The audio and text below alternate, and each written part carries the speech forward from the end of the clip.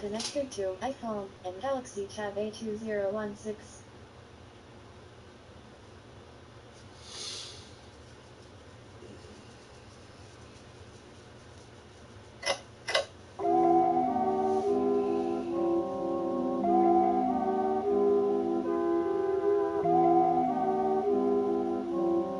Exit made this.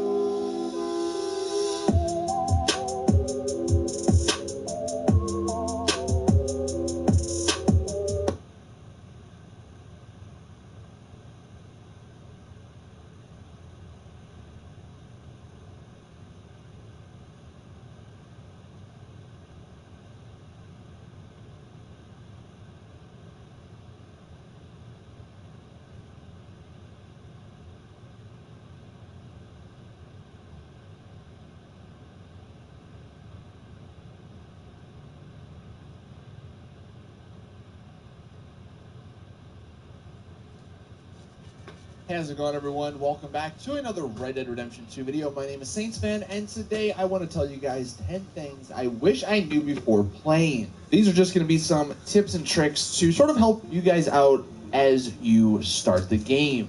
The first thing, hold the start button to quickly get to the map. This was one of the things that annoyed me so much with the map before I knew this little trick, because you have to hit start, then you have to hit A, and there's like this little black 1 second long little loading screen, and to get out of it, you just gotta constantly keep hitting B, and it's just, I don't know, it's kind of annoying. But simply by just holding the start button, you will get into the map very quickly, and then hitting the back button, you'll get out. Very easy to do, and pretty good to know. Also, how to auto run. This is one of my favorite features in the game. There is a lot of horse riding between places. You can somewhat fast travel, but if you want to, be fully immersed in all that, then you're going to be running or riding your horse a lot. Well, in order to go into auto run mode, you're simply going to want to follow a road and then hold the select button. So you go into the cinematic camera, and if you just hit the A button once, your horse should stick to the road while going pretty fast. And I haven't really had too many issues with this. I think once it may have ran into another person, but for the most part, this thing works wonderfully, and auto running to another place so you can look at your phone or do something else is amazing. Especially like we're all playing this game for hours on end. You auto run across the map to another city, go make yourself some food, get yourself some drink, and then you're good to go. So auto running is awesome.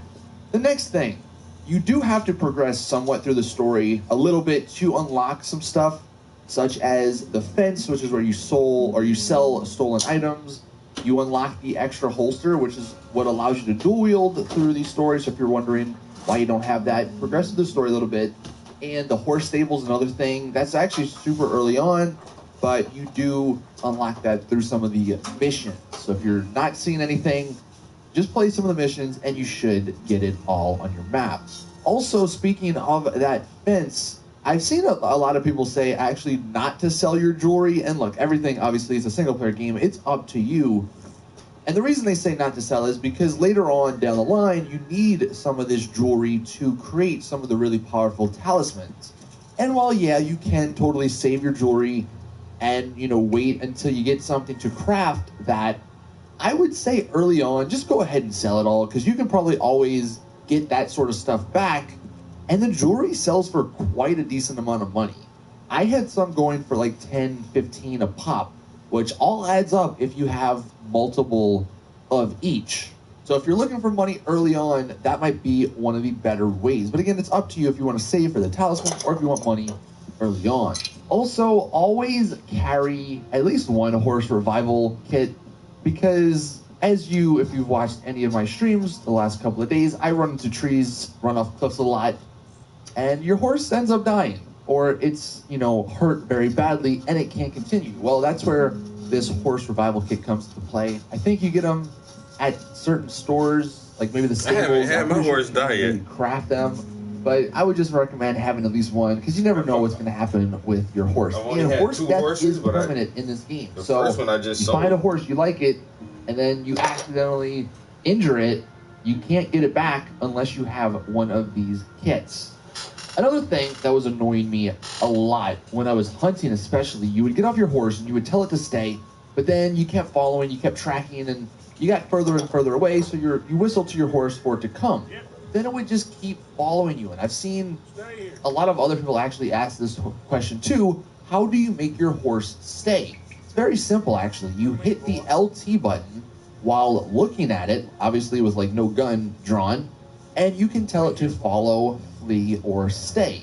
So this is actually something that I've used now that I know about it when I am hunting, so the horse doesn't get in my way. Also, the D-pad is going to come into play for a number of things you may not actually expect. So using the D-pad while aiming, if you press up on it, it actually will point your gun up in the air, and you can shoot it up in the air. And this is to intimidate other people. Like, if you don't want to actually shoot at them, you shoot up in the air. Sometimes that works to intimidate people, or if you want people to stop, you can shoot up in the air. But again, that's up on the D-pad. Now, if you're looking to aim down sights while in first person, I know on my live stream yesterday, I was trying to figure this out, and I almost thought it wasn't a feature, because normally you would press the right thumbstick in, but that is for Deadeye. So in this game, it's actually the down on the D-pad. Not entirely sure why they decided to go with that, but if you're in first person and you're aiming down sights, or you're just, you're aiming your gun and you want to aim down sights, press down on the D-pad. And then also, while you're aiming your gun, left on the D-pad does switch your shoulder while aiming. So this is maybe not useful for outdoors, but indoors where you're, it's cramped, you can, switch shoulders to see where people are easier.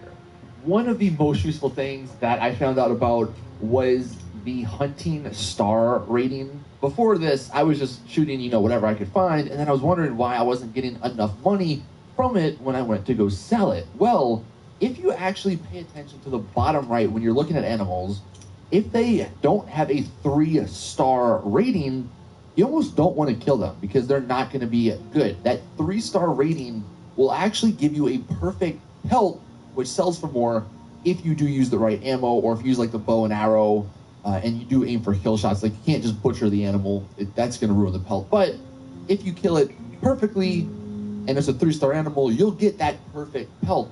And to do this from a distance, actually, you can use your binoculars. So you can see here, this is actually my first time seeing, I think it's the bison or the buffalo, and there's a ton of them here, by the way. But you just look around at certain ones, and at the bottom right, you can see some of them are 1 star, some of them are 2 stars. I found a couple that were 3 stars, and then you can track those to make sure you get the right one. And as for legendary animals, if you come across those sell for quite a bit of money. I think the bear, at least that one, sold for about $60, which is a decent amount to get. And the only place you can actually sell these legendary items is the Trapper. Now, the Trapper supposedly has a stand, out in the wilderness. It's a traveling sort of shop, but I have not actually seen that one. The one I have always gone to is the one in St. Denis. It's actually right near the fence, so it's very convenient if you have some stolen items. But you go down there, you sell it to them, and then you can actually use that to craft and to make some really unique and legendary outfits. And then finally, speaking of outfits, one thing I just found out about recently is setting outfits on your horse. You can have up to 3 outfits on your horse. And in order to set these outfits on your horse, you go to your camp, go to the wardrobe, and pick one of the outfits that's there. And then I think it's X to put it on your horse. And this is super beneficial for a number of reasons. One, you do want to have some sort of winter outfit if you go up in the snow, so you can change to that so you don't freeze to death.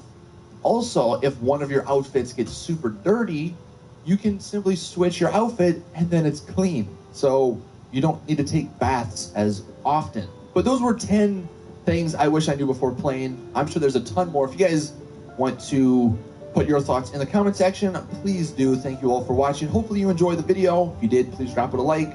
Subscribe for awesome Red Dead Redemption 2 videos. And as always, I will see you guys in the next one.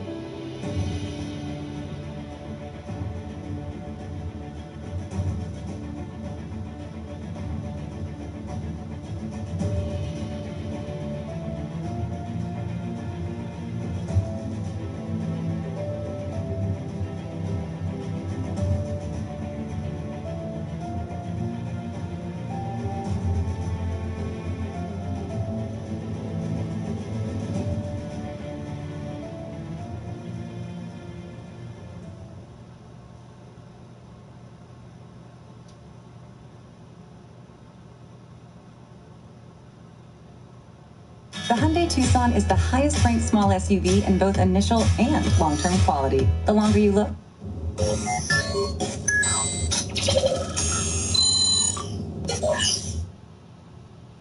All right, everyone, it's time for my top 5 Red Dead Redemption tips for new players. If you're just starting out or if you've already played for quite a bit of time, hopefully some of these will help you. I'll try and pack it with as much information as possible and do it fairly quickly. But without further ado, let's get started. Tip number 1 is unlocking all of your fast travel points. Now, you'll have to have about $50 in the bank in order to do this, but the simplest method and the most powerful method if you want to cut down on travel time and just enhance your experience overall is to go to Valentine, which is very close to your starting camp, this being your starting camp right here, Horseshoe Overlook. From there, go straight up to Valentine, get to the train, and then simply purchase a ticket to every single train station that you have access to.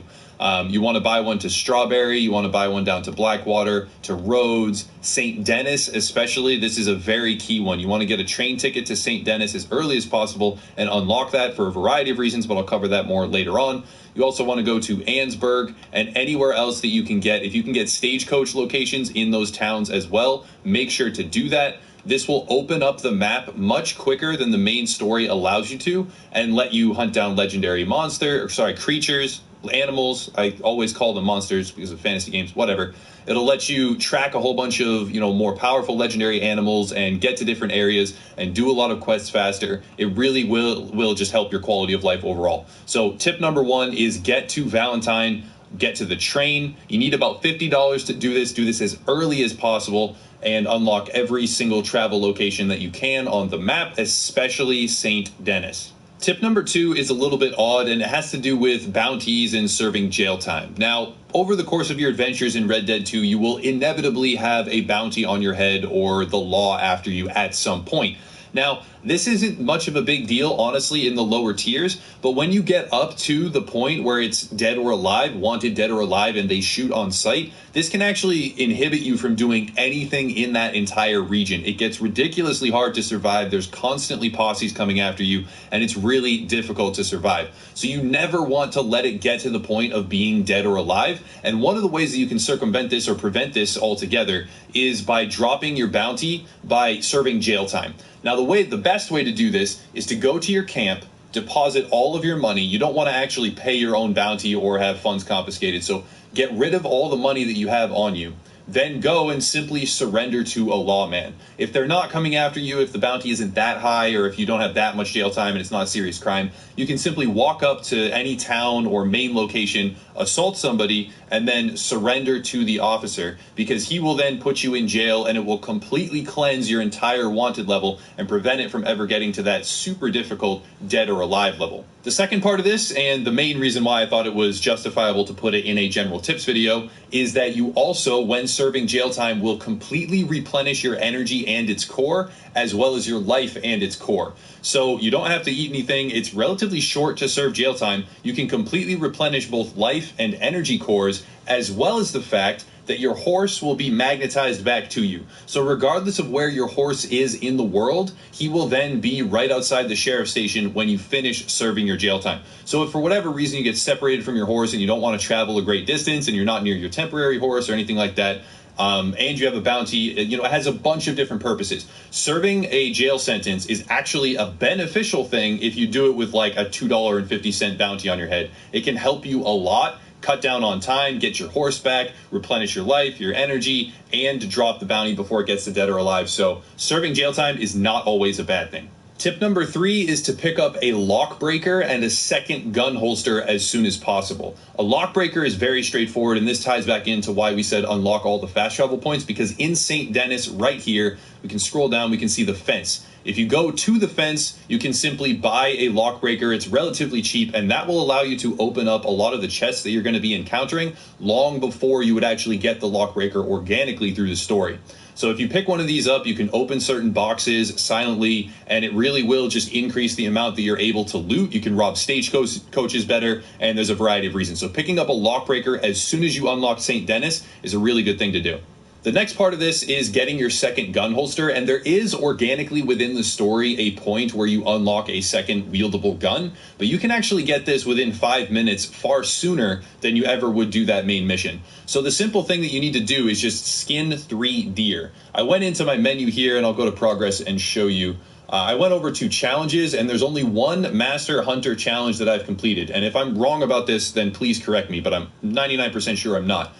There is one Master Hunter challenge that I've completed. That is skin 3 deer. And then when I came to the Trapper, which is where you can turn in challenges for reinforced gear, when I came to the Trapper as seen right here, let's open his shop up. We go to buy. We scroll down to reinforced equipment. We go down to Master Hunter, and we have a Master Hunter offhand holster. I had a second gun long before the game actually prompts you and gives you the tools to have a second carryable gun through the main story. And I was wielding this, for hours, many hours before that actually happened. So unlocking both the lock breaker and the second gun holster as soon as possible is a really cool thing that you can do to enhance your experience without having to put in as much time to actually get to that point. By the way, the Trapper is located as well in St. Denis, right next to the fence, so that just ties back into the whole idea of unlocking fast travel points. You can get to him immediately after skinning 3 deer. Boom, second gun, second holster, all set to go. The next tip has to do with money, and there are a bunch of gold bars out there in the world. There's different treasure maps and different chains and things like that.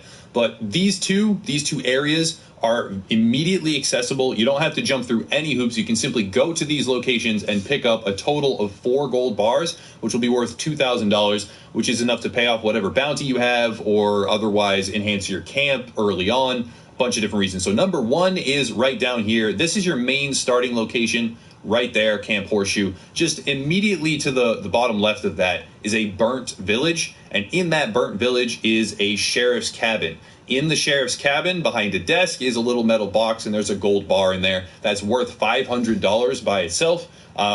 There's probably a bunch of videos on this, but that's number 1.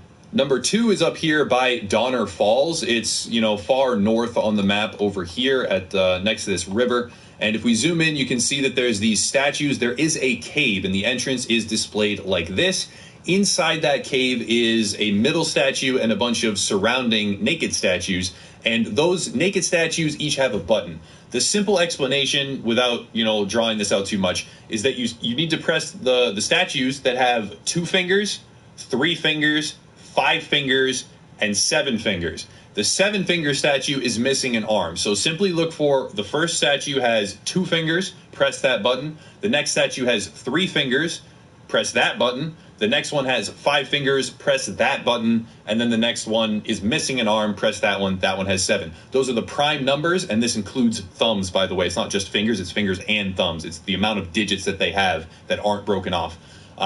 Those are all the prime numbers, and then it will unlock the center statue, and the center statue has 3 gold bars inside of it for a total of $1,500 worth. Combine that with the previous one, that's $2,000. You simply had to stop there and pick it up. You didn't have to jump through hoops or go find treasure maps or whatever, and then that can help you in a lot of sticky situations. The last tip that I have has to do with modifying your appearance, especially when you have a wanted level. Now, it's very hard to progress, like I already stated a bunch of times, through any area where there are lawmen or bounty hunters looking for you, especially if you've committed a lot of crimes. But it can be as simple as just changing your clothing and shaving off your beard. It's like the game built in this system to help you every time you get wanted, because most often you'll have, spent enough time away from the barber that you'll have a thick beard, as well as the fact that you can have a different coat, a different hat, and then shave off that beard. That's pretty much enough to keep you away from the law for as long as you need in order to complete whatever activities you have to in that area. Of course, if you've completed a ridiculous amount of crimes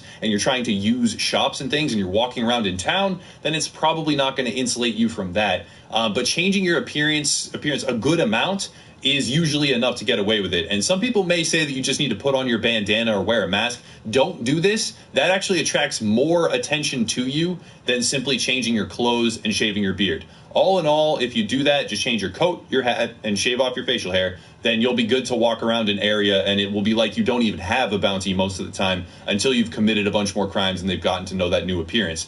That's something that you can do to, avoid paying a bounty or complete 1 or 2 activities in an area before you have to. Even with the dead or alive tag, that makes it very hard to go through. If you do this, you can change every single piece of clothing and you'll have a good shot at not being noticed for a decent amount of time. Bonus tip, if you go into your satchel after a certain point in the main story, there'll be a mission where you hunt and you'll get this map. I won't try and do too many spoilers here. If you go into your satchel, once you've done the mission, you'll know which mission it is once it happens. And you scroll all the way over to your documents and you go to your maps, you'll see a legendary animal map. If you open that up, you'll see, a bunch of different legendary animal markers all around. And if you seek these out and if you find them, I have a whole guide on how to hunt, especially legendary animals, by the way, that's also on the channel. If you seek these out and harvest them, you'll get trinkets and you'll get various, tidbits of the animal's carcass or whatever. If you take those and you go over here to the map, and yet again, this ties into the fast travel stuff and St. Denis,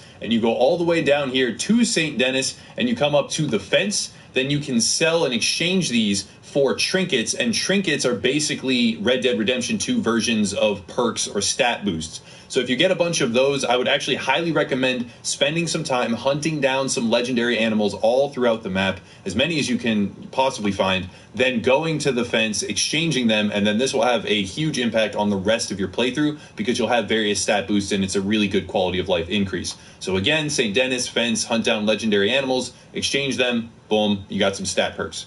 That's pretty much going to wrap it up for this video. There are, of course, a wealth more tips out there. You can, talk about how to replenish your cores and what consumables to use and all sorts of things.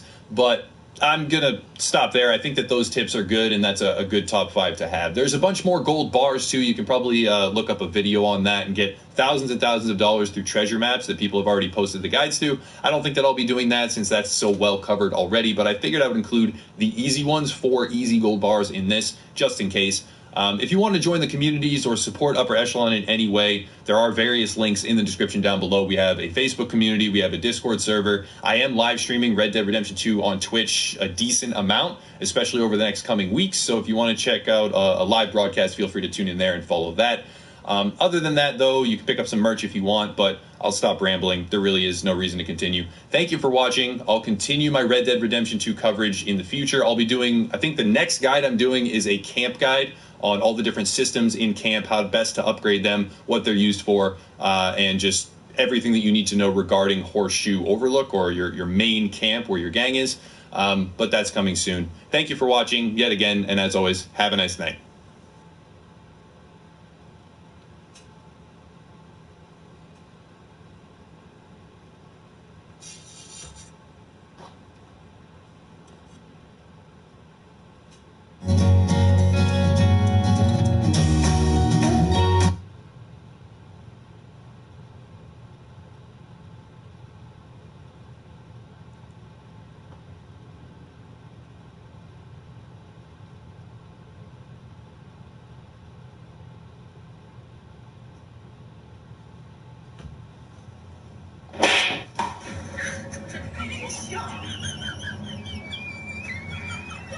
Oh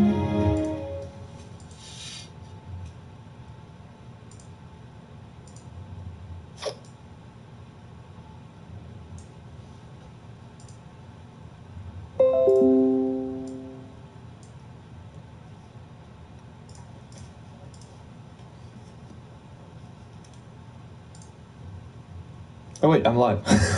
I didn't realize. Hey, what's up, dudes? So I got the game to stop stuttering, but now I can't make it full screen, so I just gave up, and it looks fine to you, hopefully, but for me, it actually looks pretty...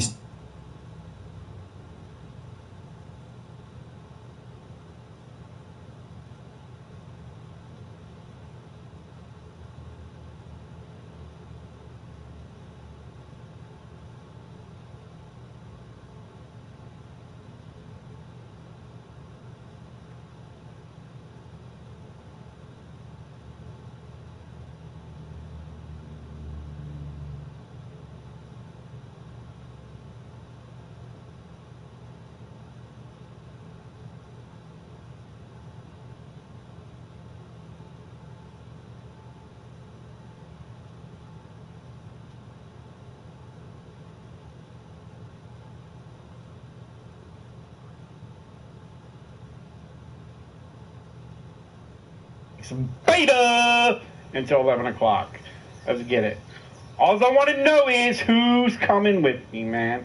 Let's click this play button, bro. World found, baby. Please stand by.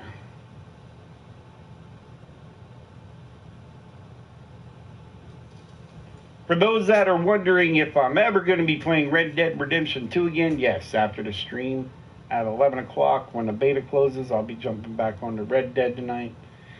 And I am also downloading H1Z1 again. For those that want to see me on H1Z1, I'll dabble in some H1Z1 whenever I'm not playing Red Dead or Fallout. Not going to play it heavy like I used to, though, but I'll play it with subs.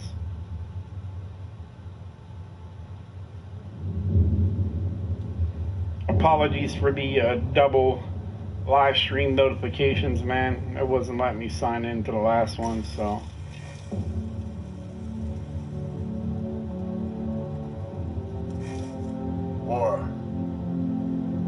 War never changes. In 1776, this great nation accepted that armed conflict was the only way to preserve our rights to life, liberty, and the pursuit of happiness. If our founding fathers could only see us now. From Antietam to Amiens, Okinawa to Anchorage, we have fought. And now, the Red Menace is at our doorstep. Democracy itself is under threat of annihilation. That is why today, July 4th, 2076, 300 years after our great nation began, we gather together to honor the completion of Vault 76. This sprawling underground shelter may have been engineered by Vault Tech, but it was built by you, the good people of America, so that if the bombs do come, if the end does come, our way of life will endure. But not everyone will be saved. Those chosen to enter this vault must be our best and our brightest. For when the fighting is stopped and the fallout has settled, you must rebuild. Not just walls, not just buildings, but hearts and minds, and ultimately, America itself. So as we stand here today, we pray that the world will know peace. But if that is not our destiny, if war must come, we stand together knowing that here in Vault 76, our future begins.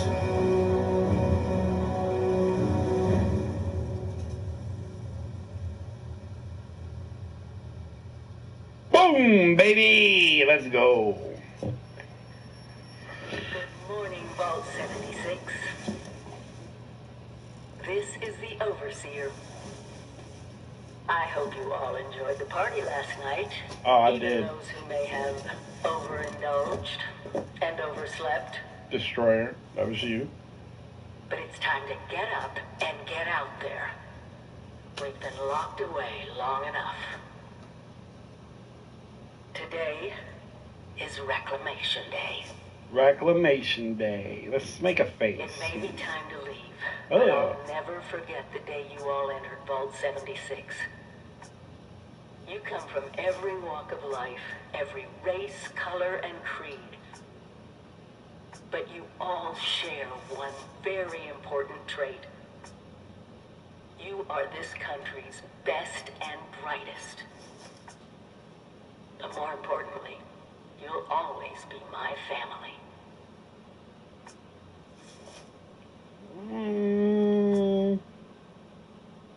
I'm cool with that one. What kind of face? Let's see. We can do eyelids, noses. Ugh. Why do I got a Machine Gun Kelly knot, bro? Gotta change that, bro. My lid.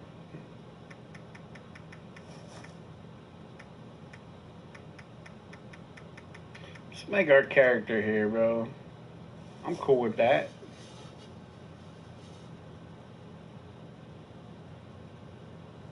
Nose. Let's see.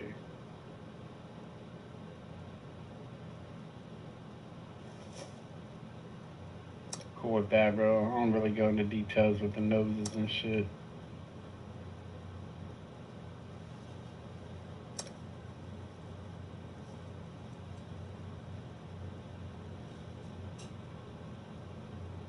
Facial hair, though, we do gotta get that right.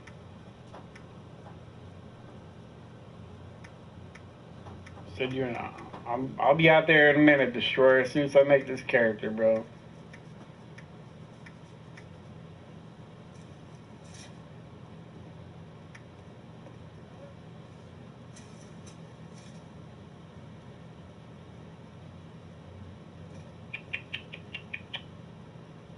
I'm cool with that, bro. Let's just go play now.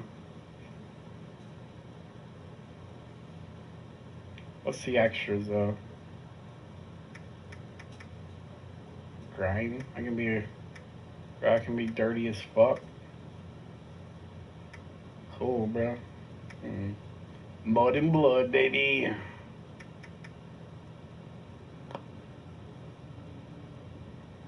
You know what? Let's give him a little mud, bro. It's a fucking apocalypse, right? Nuclear fallout, baby. Oh, that's a scar, bro. I'm cool. Alright, let's go. We done with this dude. Name your character. His name is gonna be Tactic, baby.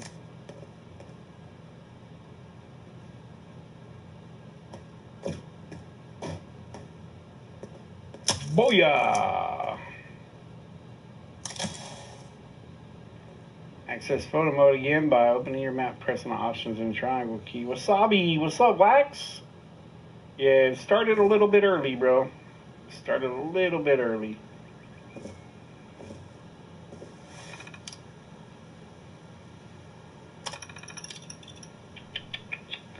It's like an MMO, bro. That's what it's gonna be like. It's gonna play like an MMO.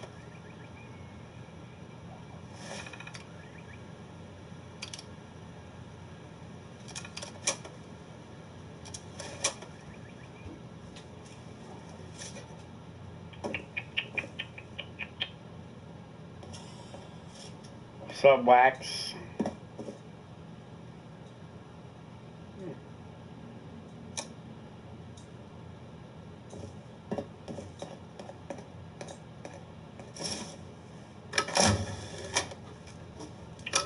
Grab my Pip Boy.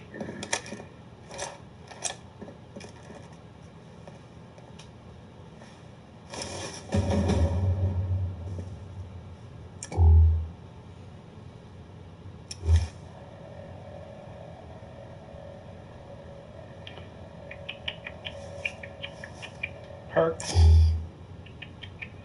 I'm gonna be going with charisma, bro. That's what I'm gonna be leveling up first. Destroyer, charisma.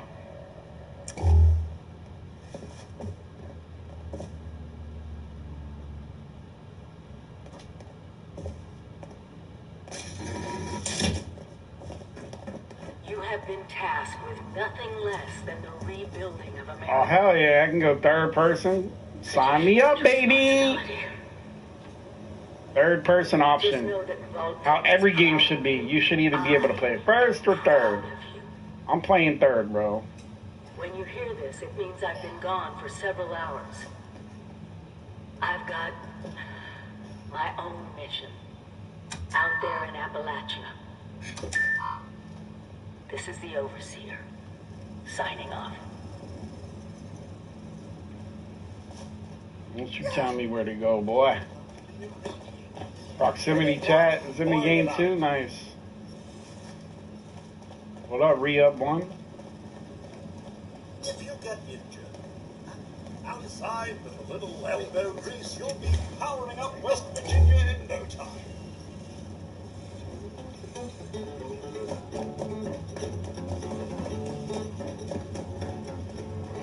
Your first mission is, your first little thing you want to do is pretty much escape the vault, bro. Just follow it a little. It's pretty straightforward. Tunnel vision-y, yeah.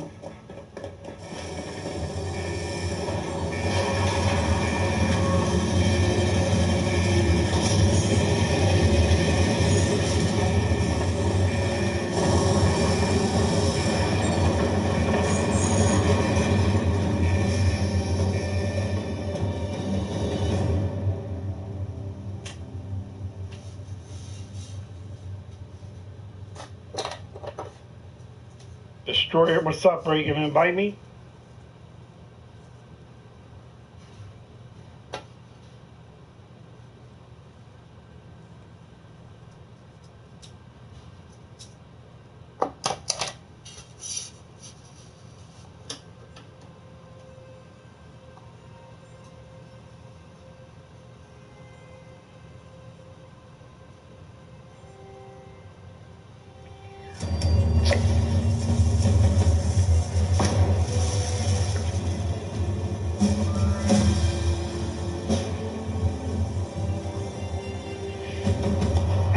Alright, Destroyer, how do we invite you, bro? Or you can invite me.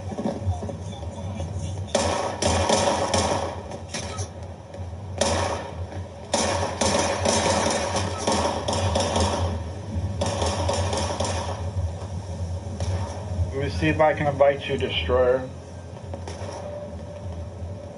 Hold the options menu right on.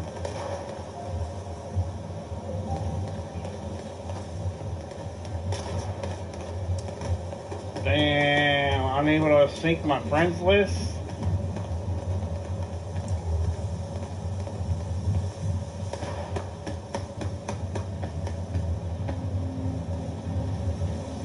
Invite me, Destroyer,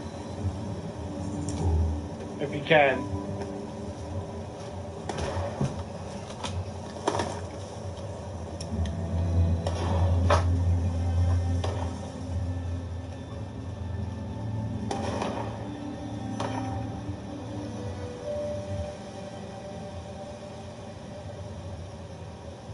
Yeah, it's up and running right now, man. It's live right now until 11 o'clock Eastern. If you guys pre-ordered the game, you guys should be able to get in here and get some stuff going.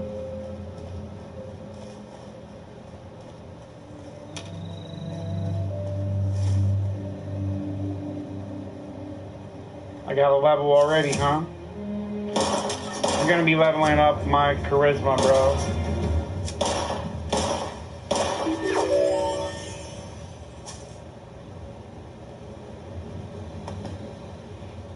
5% more XP whenever I'm on a team. The game's running crazy.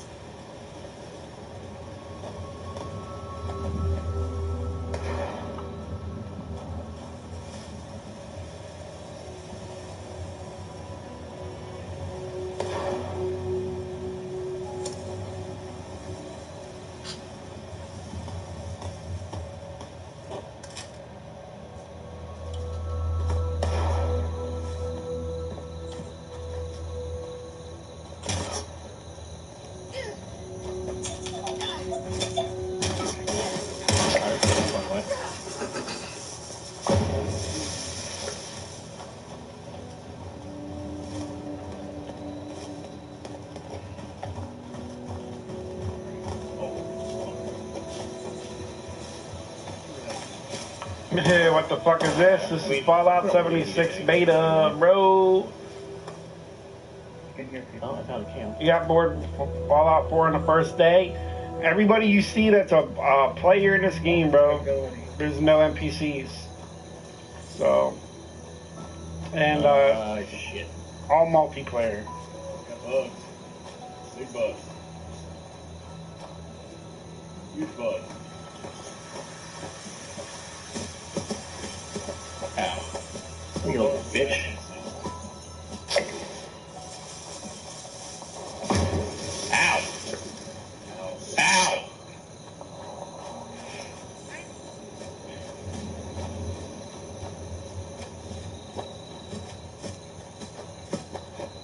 Give me that honeycomb.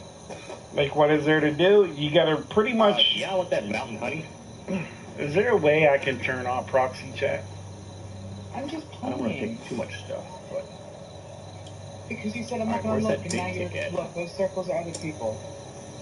But I want to I can't He was a concentrate on star what you're maybe. saying.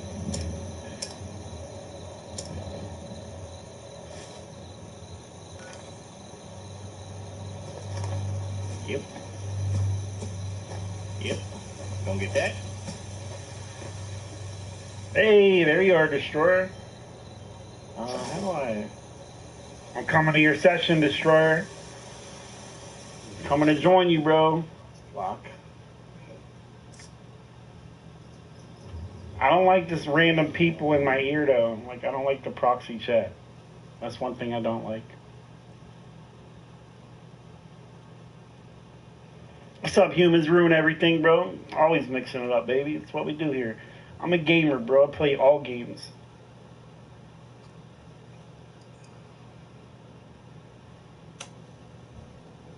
You know this, man.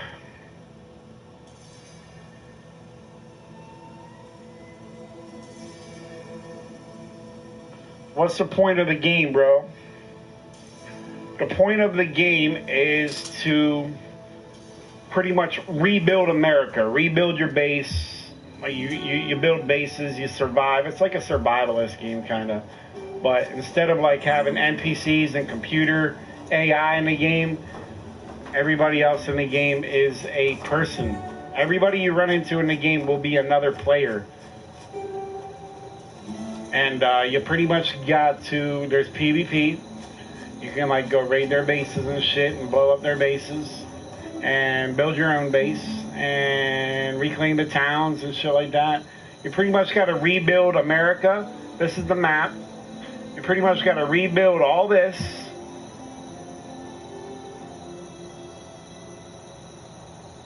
You got to rebuild all this after a nuclear war.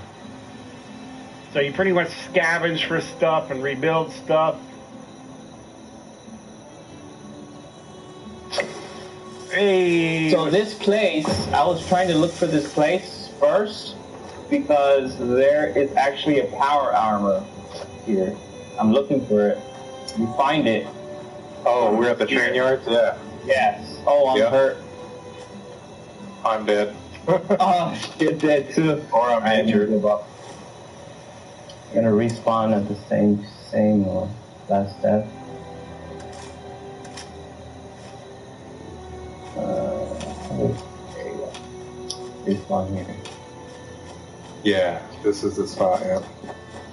I just can't find it for some reason. What are you looking for?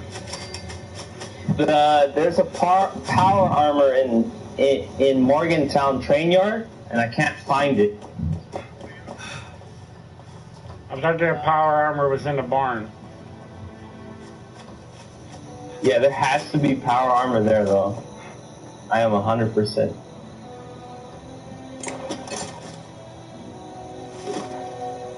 If you guys like crafting and you guys like survivaling and like survival, like kind of like MMOE, you'll like Fallout 76. Damn, it's sad compared to Red Dead.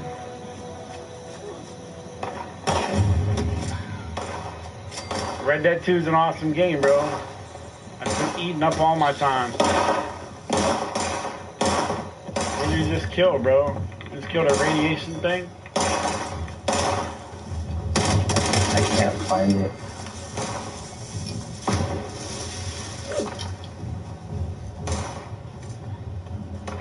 So you gotta craft all your bullets and shit too, or what? Yeah, you can craft pretty much armor, weapons, and your bullets. Ooh, I got a grenade. What's melee? I'm R1. Melee? Yeah, I got it. R1.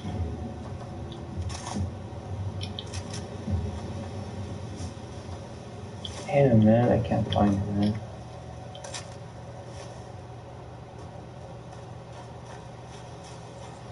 Oh, shit. What if somebody gets it already? I doubt it. How do I you very much doubt it. how do you get back health? Oh, press the left on the D-pad? No, right on the D-pad, I meant.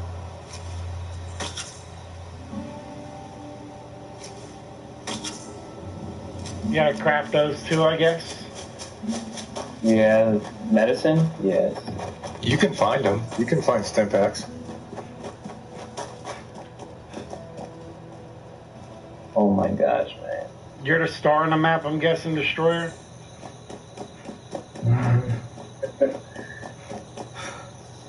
I just can't find it. Wow. No, the Maybe- star would be the mission. First contact. Oh, that's what he meant. Fuck is that, bro? A two-headed mule.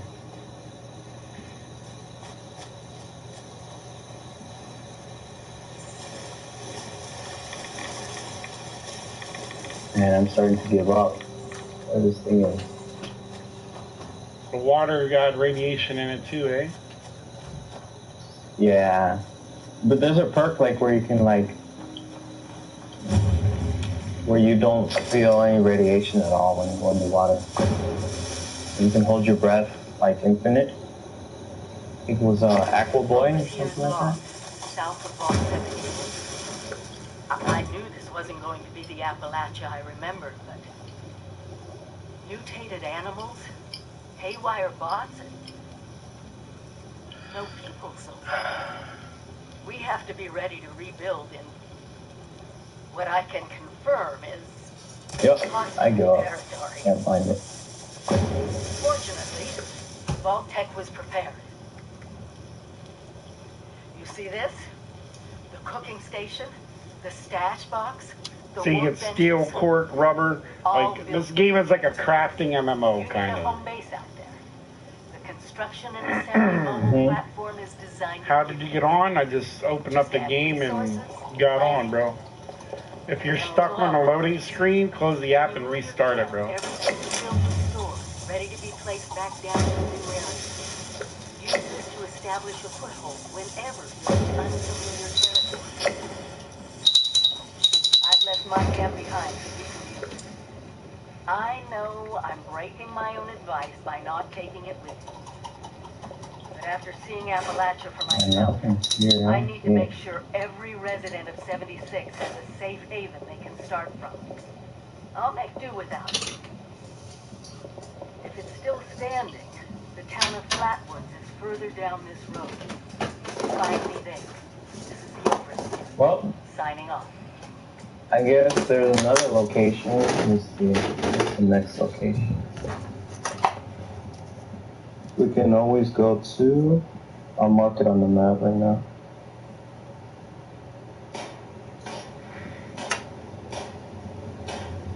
How far is that though?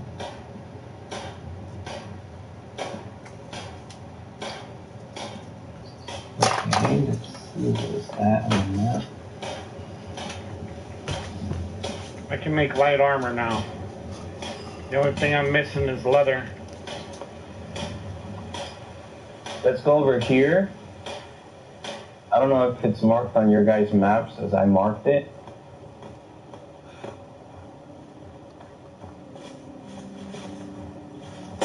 It's near the Ferris wheel. like on the north side of the Ferris wheel, like on the upper side of Vault 76. Yeah, there's a marker there.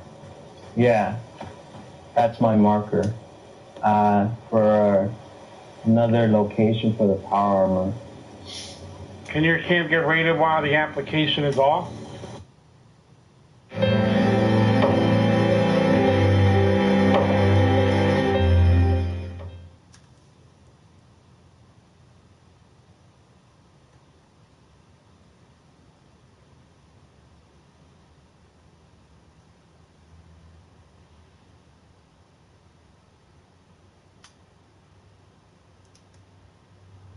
These execs are calling it the journey to cashless.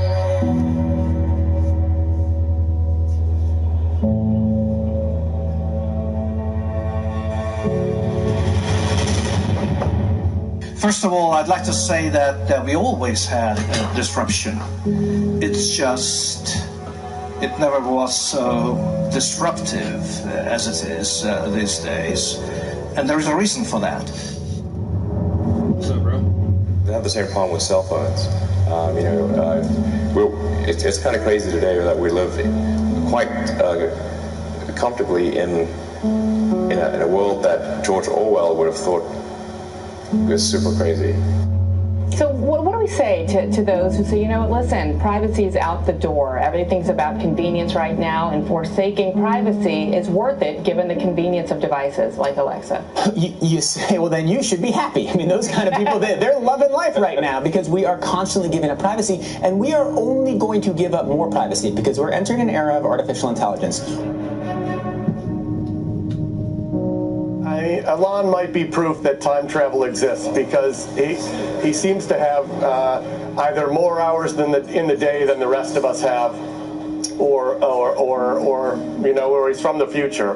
He's just in all seriousness, I'm laughing because his ability to think cogently and thoughtfully about such a wide range of topics while running these multiple companies and seeming to be running them well is just, it's like it makes you shake your head. Like we all carry a phone with a microphone that can be turned on really at any time without our knowledge, with a GPS that knows our position, and a camera, and kind of all of our personal information. We do this willingly. And it's kind of wild to think that that's the case.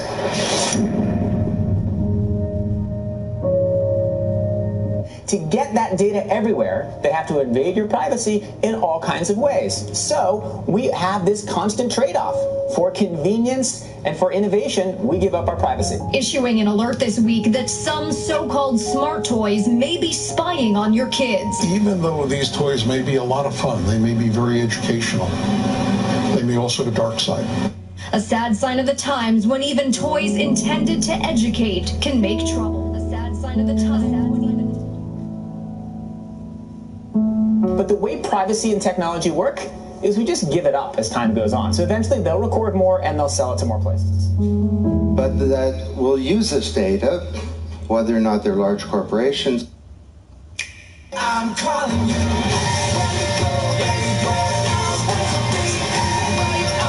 Their governments to undermine our privacy, which is the foundation of a free society. Well, I was kind of shocked in reviewing the state of things to realize that these had all occurred. The digital age has brought us many wonders, but when you look at the bottom line of how it's impacted our economy and society, it's a troubling report. Once using it on air travelers could be a dangerous step toward building a more powerful surveillance infrastructure on Americans. There's a pretty good chance that over time, if we don't put in place checks and balances and really, stop the application of this powerful surveillance technology on Americans, it will inevitably expand to other things.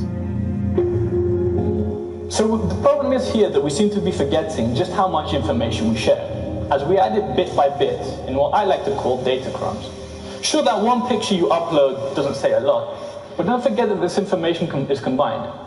And when it is, it provides an incredibly in-depth picture into your life.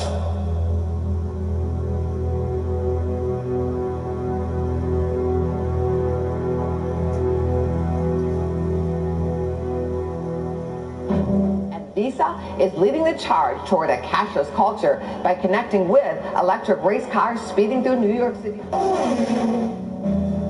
We're already sharing biometric data with our phones, such as face scans and fingerprints, in order to unlock them, as well as some basic medical data. And let me warn you, we're entering a period of time where it's more valuable and sometimes even cheaper to store your data instead of delete it. And it's actively being used to train modern systems, such as artificial intelligence. Let's talk about Elon Musk for a second then. I have exposure to the very most cutting edge AI, and I think people should be really concerned about it. I keep sounding the alarm bell. When it comes to the rest of us, Google says that we've only got time until 2030 when robots can match human intelligence. So I invited a special guest today to help me with the opening. So, wake up, my little friend. All right, he's with us. So, could you tell us who you are? I am not Levers. Now, I know you are not Leverness. Leverness is standing here. So what's your name and why are you here? My name is Nell, and I wanted to tell you all that my younger cousins are getting ready to conquest the world. Really? My computer, that computer would either never beat the best human player or that it was 20 years away. And last year, AlphaGo, which was done by DeepMind, which is a kind of a Google subsidiary, absolutely crushed the world's best player. And now it can play the top 50 simultaneously and crush them all. So, just like that pace of progress is remarkable. So, you saw the movie. What is going on around the world? We have a major migration, a lot of millions of people fleeing war and injustice. We have a climate change that is causing natural disasters in different parts of the world.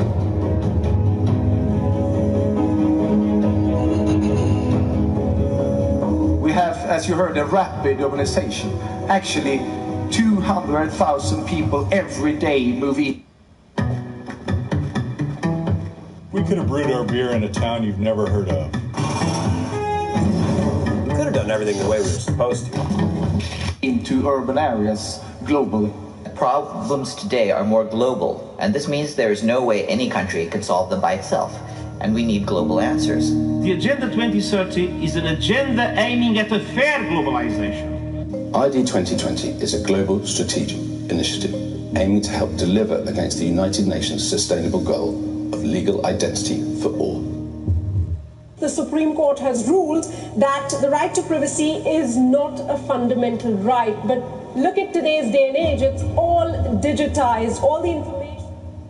You don't have a choice, but you're going there voluntarily. This is not that. This is something far more dangerous.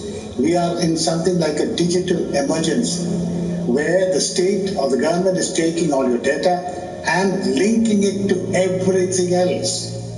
When you buy an air ticket, a rail ticket, a ration card, a passport, a scholarship, whatever you do, they're all being compulsorily taken. It started as voluntary, now it is mandatory, and it's everywhere. So we're at one of those weird turning points, once again, in human history, where we're going to get another kick at the can to rewrite the economic power grid and to make a world that's more peer-to-peer and that's more just and that's more transparent. What an exciting time to be alive. Attendance was off the charts, the largest participation ever at an NGA meeting. AI is a fundamental risk to the existence of human civilization. In a way that car accidents, airplane crashes, faulty drugs, or bad food were not. They were harmful to a set of individuals within society, of course, but they were not harmful to society as a whole. AI is a fundamental existential risk for human civilization, and I don't think people fully appreciate that. We give them a set of rules and they follow them. In this instance, and we're talking 10 to 20 years away, I mean, for true artificial intelligence, it's going to be a very different place. This is really like the scariest problem to me, I'll tell you. Yeah, so I really think we need to go right. First of all, I'd like to say that we always had disruption. It's just, it never was so disruptive as it is these days. And there is a reason for that. The reason for that is that disruption has become digital. 8th ABSO Conference. With over 500 Gold Check certified vehicles to choose from, at Ken Pollock Used Cars, we make car buying easy and comfortable. The old world disrupted.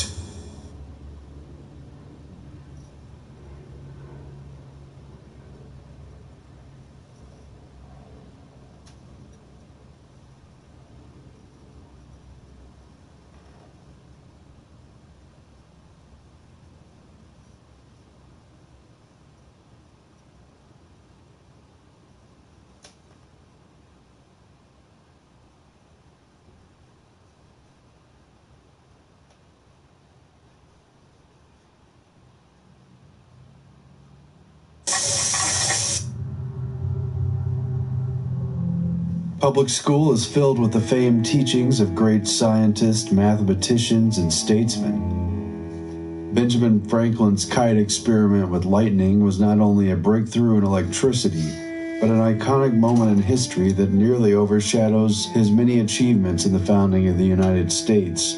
E equals MC squared seems to need no further explanation. It's the most famous formula of the world's most famous physicist. The apple falling onto Isaac Newton's head allegedly inspired his discoveries of gravity, while Newton's 3 laws of motion in turn opened the doors to an age of science. And while Newton takes credit as co-founder of calculus, it is the Pythagorean theorem that is most famous to geometry students, who must prove the properties of triangles and other shapes. But missing from all these textbook teaching moments is anything resembling a full picture. All of these giants, and many others, held a secret doctrine little known to the public and almost never taught in schools. Number 1, Pythagoras. Of course, it is fitting for our first subject, Pythagoras, who believed that knowledge should be kept from the vulgar masses and restricted to a learned elite introduced into his secret society. Yes, Pythagoras, best known to the world for his formula a squared plus b squared equals c squared, which shows that the square of the length of the hypotenuse of a right triangle is always equal to the sum of the squares of the other 2 sides, was also the pseudo-messianic figure of ancient Greece, who developed a literal cult following under the secret society he established, which combined mathematics and philosophy. He led this Order of the Pythagoreans, despite the fact that it became a capital offense to follow his teachings, until the school building itself was burned and he was either exiled or assassinated by rivals who were suspicious of his teachings, jealous of being kept in the dark, and who supported a more democratic form of rule. Alive from approximately 570 BC to 495 BC, though some say he lived to age 100, he was well educated and born to a wealthy family from the wealthiest of Greek islands, Samos, the one nearest to Turkey's shore. According to the account, while his mother was pregnant, an oracle predicted that her unborn son would surpass in beauty and wisdom all who ever lived and would be of the greatest advantage to the human race in everything pertaining to the life of man.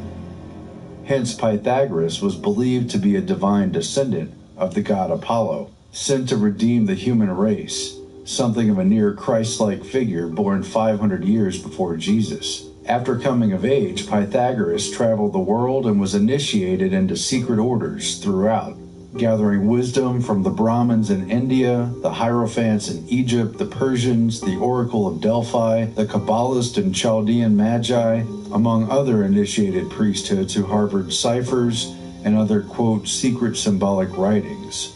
After returning to his home in Samos to find it overtaken by a dictator, an exiled and unwelcome Pythagoras set up his influential school in Croton, founded by Achaean Greeks in southern Italy, responsible for working out the mathematics of musical harmonies, colors, astronomy, and the earth. Pythagoras was even reputed to hold power over the moods of water and wind, equally able to calm the winds of a storm or calm the moods of an angry person with his lyre.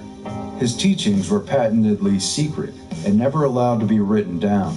Furthermore, Pythagoras addressed neophyte initiates of his secret order only from behind the curtain, very Wizard of Oz, and even the true meaning of Pythagoras' geometrical formulas remained a well-kept secret, which his students could learn only after taking a 5-year vow of silence. So chances are there's a deeper and more important meaning behind even the universally taught a squared plus b squared equals c squared formula. A progressive series of initiations was required to advance into his inner ring of disciples, who were said to be constantly contemplating the transmigration of the soul after death, as well as the nature and identity of the, quote, perfect number. The Pythagorean scholars also happen to be among the most important members of society, both in ancient Greece and abroad, and were taught certain signs and words by which they might know each other. Within a few years, some 300 initiates, all Pythagoreans, held the sovereignty of Croton, and soon dozens of other city-states diffused across ancient Greece. According to the National Gazette in the early 19th century, this sage of Samos had conceived the sublime idea of forming a school of enlightened statesmen who might govern the world, while they themselves were governed by wisdom and virtue. It appears that Pythagoras had crafted the first workable conspiracy for global domination, one which pursued governance by an aristocracy which could avoid the, quote, dangerous tendency of democratic turbulence, as well as the dangers of a jealous tyrant, which, don't tell the kids in school about that one. Many of his secrets have remained untold to history, while others have been passed down through the ages via secret orders, including the Masons and Rosicrucians. Much of what is known about Pythagoras was passed down by Plato, his most famous student, who lived after Pythagoras had already died.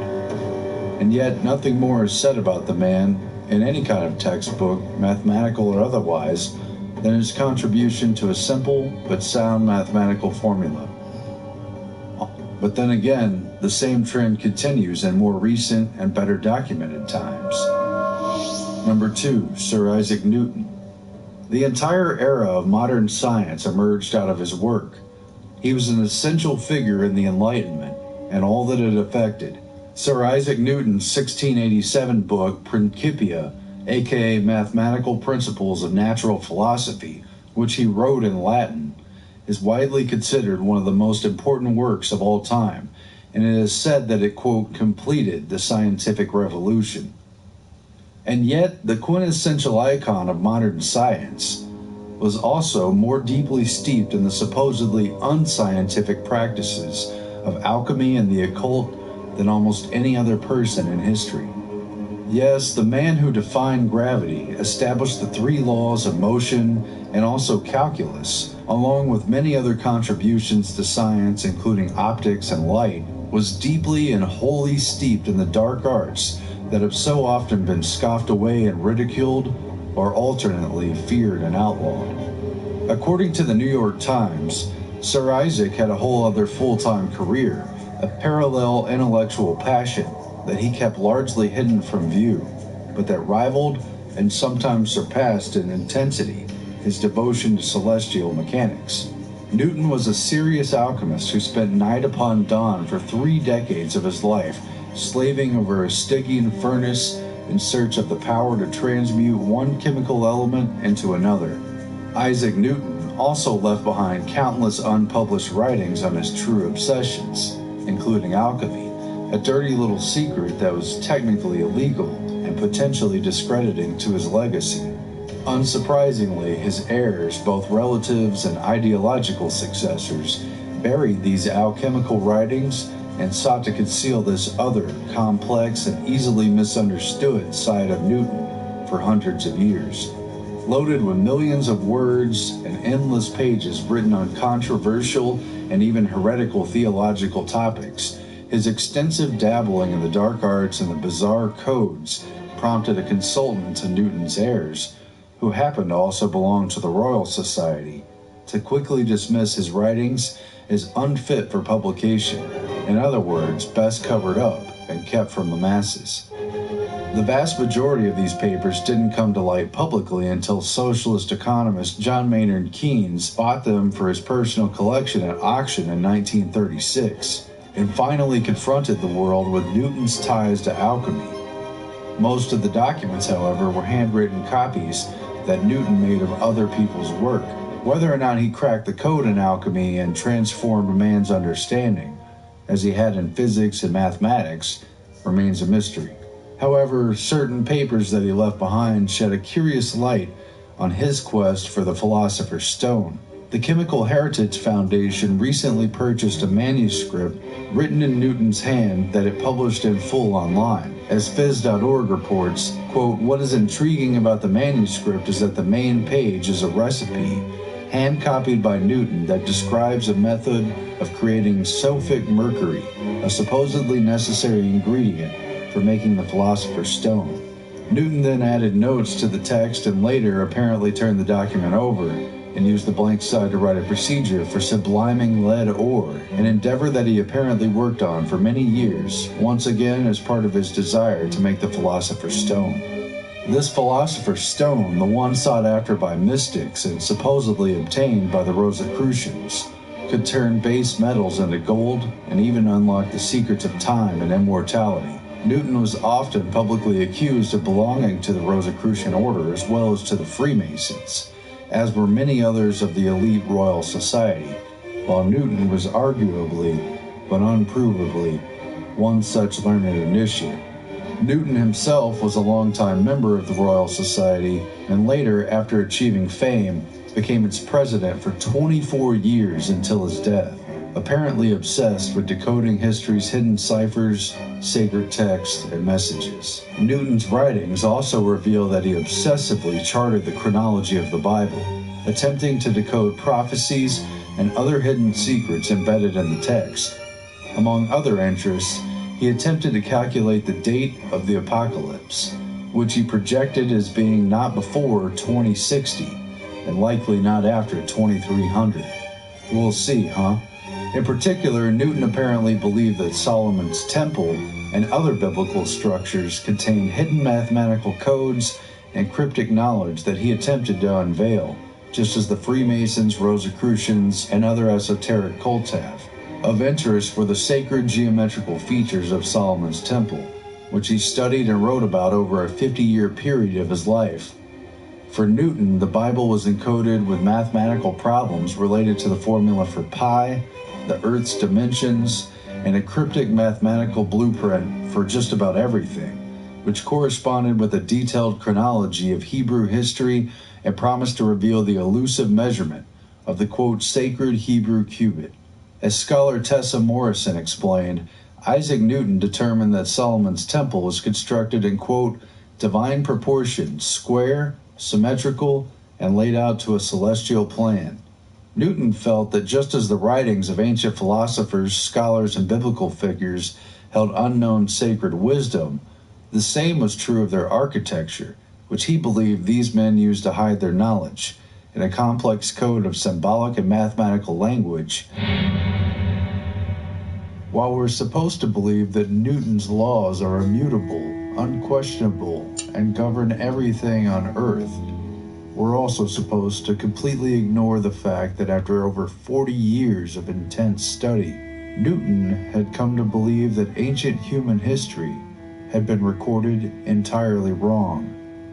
For at least 4 decades of his life, Newton meticulously read and studied ancient historical texts, including all primary and major literary works, beginning with ancient and Oriental mythology, after which he came to the conclusion that many events recorded as ancient history actually happened much more recently, sometimes hundreds and even thousands of years closer to present day than what has been generally accepted as the timeline of human history. This includes everything from the Trojan War occurring at least 300 years more recently to key ancient Egyptian dates happening some 1800 years after the dates that have been traditionally taught in schools. Newton's written works on this include the Chronology of Ancient Kingdoms, amended, which was first published in French a few years before his death and was, to his annoyance, published against his wishes. Its contents were controversial to say the least, with critics even claiming that Newton must have gone senile in his old age, despite the fact that he had been obsessively studying ancient chronology and revising his manuscripts for at least half of his life. The question is, if Newton devoted so much of his life to writing and studying these mysteries, and if they were never meant for respectable and public publication, then for whom were they written? Because it is clear that this was no mere dabbling to pass the time. Newton's Bible code search was part of a life that afforded no time to trivial pursuits such as leisure, romance, or sports. Who indeed was Newton's intended audience? Was there a secret patron for this darker side of his scientific and mathematic arts? Meanwhile, Newton's long presidency of the Royal Society also overlapped his 3 decades at the helm of the Royal Mint, which was more interesting than it sounds, especially since his appointment to the position was intended to be largely a cushy job in name only, but was instead taken deadly serious by Newton.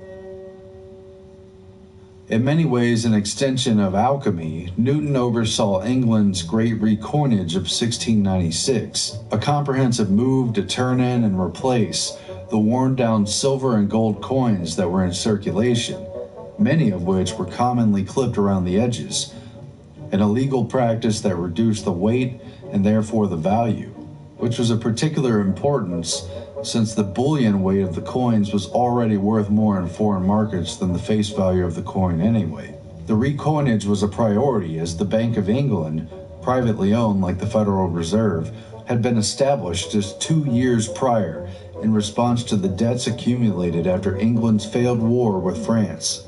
Newton, the hard-nosed warden of the mint, examined the coins turned in and found that about 20% of the nation's money was counterfeit, setting Newton off on an undercover investigation wherein he became deputized in various local counties as a justice of the peace, while posing as a local in order to interrogate hundreds of witnesses at taverns, bars, and other public centers about illegal coining practices in order to gather enough evidence for what was otherwise a rather difficult prosecution to pursue. In the end, Newton saw some 28 counterfeiters convicted.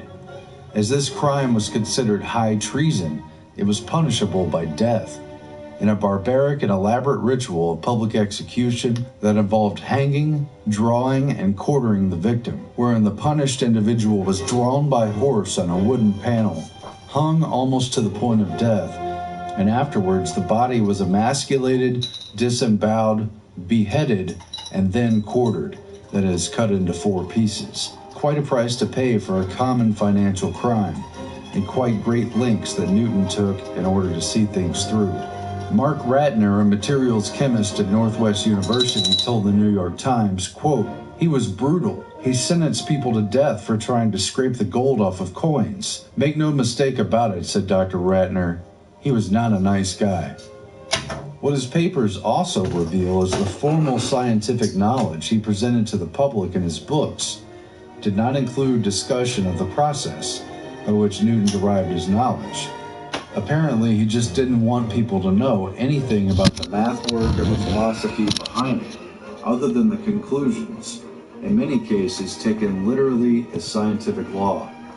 As Wired magazine reported, quote, "He didn't leave any working pages of the first edition of the Principia, just a clean copy that he sent to the printer when he was finished." The Principia went through 3 editions, and there were many drafts between 1 and 2 and 2 and 3. They showed a lot, but he actually covered up his methods in the published works. He presented the discoveries of optics in a formal language that covered up the traces of the hard work that one assumes went into it. And it's because Newton didn't want people to know how he had come to his knowledge. I think that might relate to his religious beliefs regarding anti-Trinitarianism. He believed that there was an elite cadre of people that were given the truth of religion, and the vulgar masses weren't strong enough. End quote. So ultimately, Newton, a trusted knight of the crown, and... Alright guys, let me get up out of here. I got mostly everything painted, so when I come back next time, I'll paint this little barrel, and then we'll start with the smoke cloud going around it. I'll catch you guys next time.